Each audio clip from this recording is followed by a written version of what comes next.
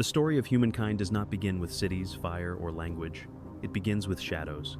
Long before our species learned to carve symbols or record names, the earth was already home to other beings who walked upright, who hunted, who mourned their dead, and who may have looked at the same rising sun and wondered what it meant. They were not us, but they were not entirely different either. Today we call them pre-human hominids, and their mysteries stretch across the continents like buried echoes. Imagine standing in the African dawn millions of years ago.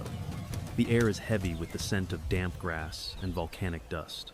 Herds of antelope scatter across a plain rimmed by distant mountains, and somewhere near a shallow lake, a small group of upright creatures bends over a carcass.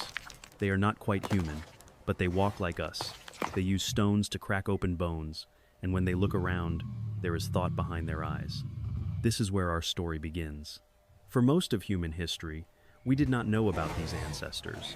Their bones lay hidden beneath layers of earth, waiting to be uncovered by chance or curiosity. When the first discoveries appeared in the late 19th and early 20th centuries, they shocked the world. The idea that humanity had deep roots stretching millions of years back was both thrilling and unsettling. Scientists soon began piecing together a fractured family tree that revealed a truth stranger than fiction. We were not the only intelligent beings to have walked the earth. One of the earliest known chapters belongs to Australopithecus afarensis, the species best represented by the famous fossil known as Lucy. Found in 1,974 inches Ethiopia, Lucy's skeleton was more than 3 million years old. Her bones showed the unmistakable curve of a spine adapted for walking upright, yet her arms were long and her skull small. She stood barely over a meter tall, but she changed everything we knew about evolution. The world she inhabited was dangerous and unpredictable. Predators roamed the grasslands, and survival depended on both movement and awareness. Lucy and her kin lived in small groups, using sticks and stones, sleeping in trees to avoid lions, and scavenging for food. They were not inventors of tools yet, but they were on the edge of becoming something new. Fast forward a million years, and Africa witnessed another transformation. Homo habilis, the handyman, appeared around 2.5 million years ago. Their remains were found near crude stone tools, marking the first evidence that one of our ancestors understood how to shape the world with intention. With a brain larger than Lucy's and hands capable of precision, they began to redefine what it meant to be alive. They learned to break bones for marrow, to scrape hides, and to strike sparks from stone. In those small acts of creation, humanity took its first steps toward mastery of nature. The landscapes they roamed were both paradise and peril.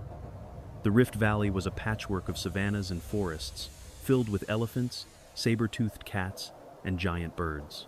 Waterholes dried and returned with the seasons, forcing migrations and competition. It was here that natural selection forged intelligence out of necessity. To survive, early humans needed to remember, to plan, and to cooperate. The brain became the ultimate weapon, and the dawn of reason began to flicker in the African Sunday. Yet the story of our ancestors is not a simple line from primitive to modern. It is a tangled web filled with branches that ended, others that merged, and some that remain faintly mysterious. Around 1.8 million years ago, Homo erectus appeared a traveler, an innovator, and perhaps the first explorer of the world. With longer legs and a body built for endurance, this species ventured far beyond Africa, reaching the Middle East, Asia, and even the islands of Indonesia. They tamed fire, built shelters, and hunted in coordinated groups. Their hand axes were symmetrical and refined, evidence of a mind capable of abstraction and patience. Imagine the night in a prehistoric camp. A group of Homo erectus sits around a small fire under a star-filled sky. Sparks drift into the dark like tiny suns. The air smells of smoke and cooked meat. One of them adds a dry branch, and the fire flares brighter. For the first time, the night belongs to them. Fire is warmth, protection, and community. Around that glow, they begin to form something more than instinct. They begin to form culture. But not all their stories ended well. On the island of Flores, thousands of miles from the African plains, scientists discovered tiny skeletons belonging to a species named Homo floresiensis. They were only about a meter tall, with small brains, yet they used tools and hunted small animals. The locals of the region had long told stories of small forest people, and suddenly, the myth had bones. The discovery raised haunting questions. Were they descendants of Homo erectus that became miniature due to island isolation, or were they a completely separate branch?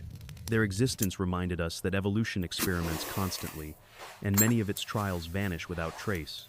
As we move closer to modern times, the cast grows richer. In Europe, the Neanderthals emerged strong, intelligent, and remarkably human. They thrived in Ice Age conditions, hunting mammoths and reindeer, crafting tools, and even painting on cave walls. For years, scientists dismissed them as brutish, but recent discoveries changed that view.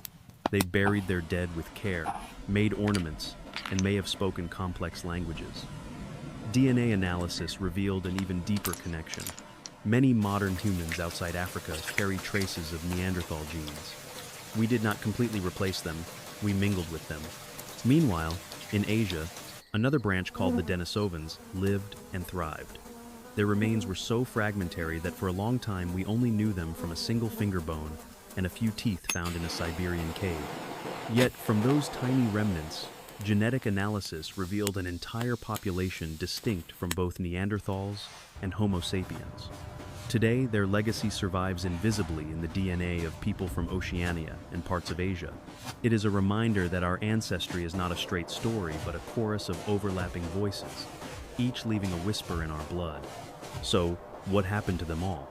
Why are we the only ones left? The answer is both fascinating and tragic. Around 200,000 years ago, our direct ancestors, Homo sapiens, emerged in Africa. They were not necessarily stronger or faster than their cousins, but they were more adaptable. They created symbols, art, and shared beliefs. They could imagine things that did not exist, and that ability to think abstractly, to tell stories, to plan futures proved decisive. When Homo sapiens encountered Neanderthals or Denisovans, they sometimes interbred, but often they outcompeted them for resources.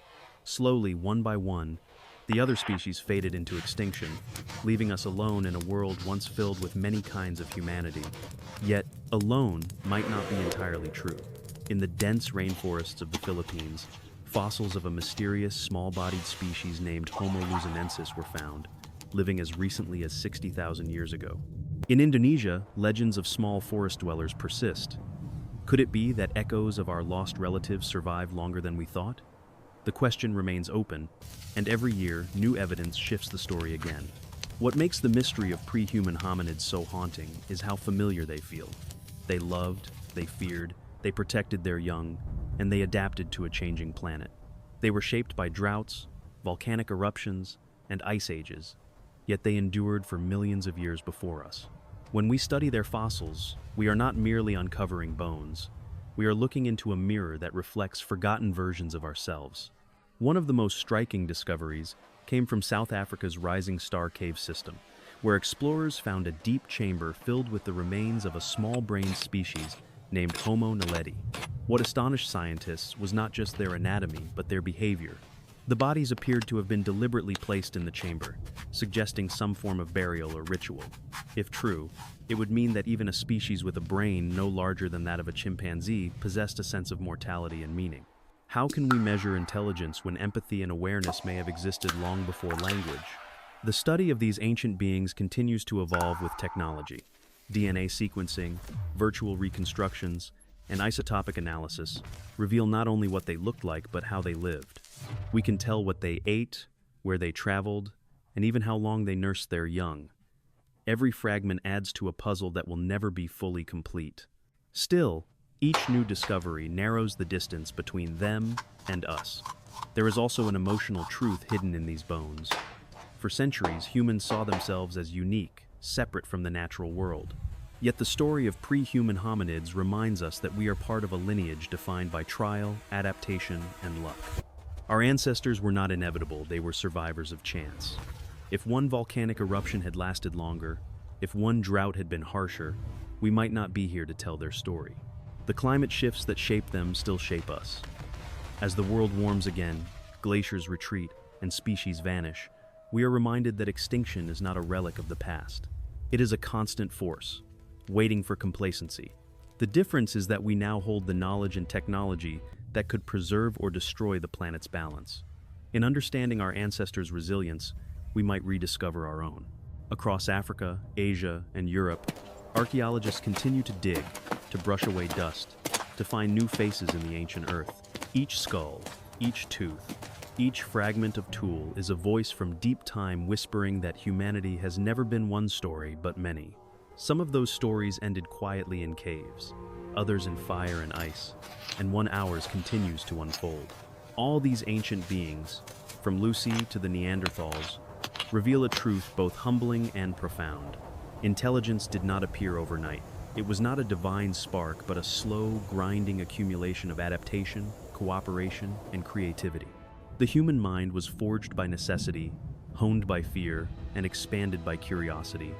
And in the silence between their fossils, there remains a question we still cannot answer. When did awareness begin? Was it when the first hand struck a stone to make a blade? Or when the first mother buried her child with flowers? Every discovery brings us closer, yet also deepens the mystery. Perhaps that is the real gift of these vanished cousins. They remind us that knowledge does not end in certainty, but begins in wonder. The more we learn about them, the more we see that humanity is not a single peak, but a landscape of attempts, some lost, some enduring. And so, the story returns to the present. We look at their faces reconstructed from fragments and realize they are not monsters, not missing links, but versions of us written in another language of bone and dust. They dreamed under the same stars, feared the same darkness, and sought warmth beside the same kind of fire. The greatest mystery is not how they disappeared, but how much of them still lives in us.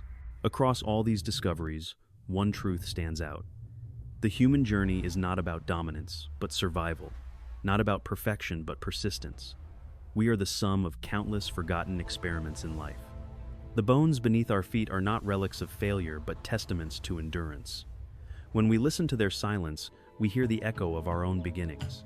So the next time you see a skull in a museum or a fossil photo online, remember that it is not just an ancient artifact. It is a mirror. It whispers that we have been many things before we became who we are, and that the line between the past and the present is thinner than we think. In that whisper lies the most haunting question of all. If these ancient beings could speak, what would they tell us about ourselves? And would we be ready to listen?